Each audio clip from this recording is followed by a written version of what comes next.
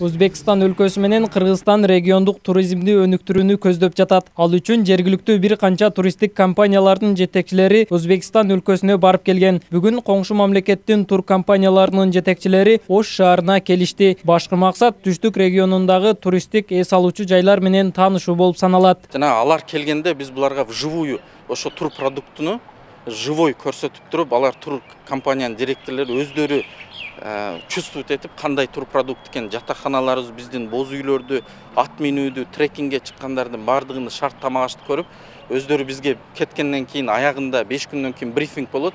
Брифингде өздөрүнүн бир рекомендацияларын айтып, өздөрүнүн клиентский контингентке ошол иш-чара бүткөндөн кийин биз ойлойбуз, өтө бир чоң поток туристов Өзбекстандан Кыргызстанга келет деген чоң үмүттөбүз. Коңшу өлкөгө болгон туристтик сапар өз жыйынтыгын көрсөтүп, Өзбекстанга барган кыргызстандык эс алуучулардын саны өскөн. Андан сырткары туристтик компаниялар аркылуу кирген туристтер чек ара өткөрүү бекеттеринен кезек күтпөстөн кире алышат.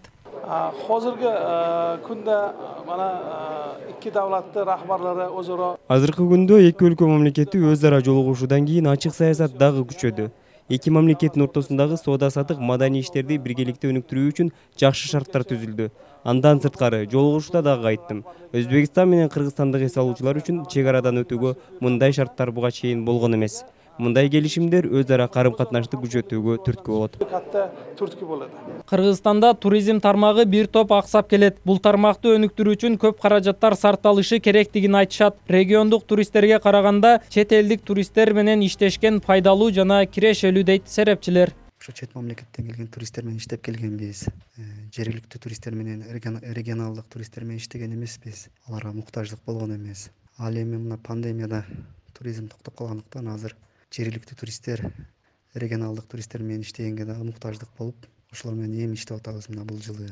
Бирок билесиң, жергиликтүү туристтер менен регионалдык туристтер менен иштеш бир аз кыйын. Алардан түшкөн киреше аз.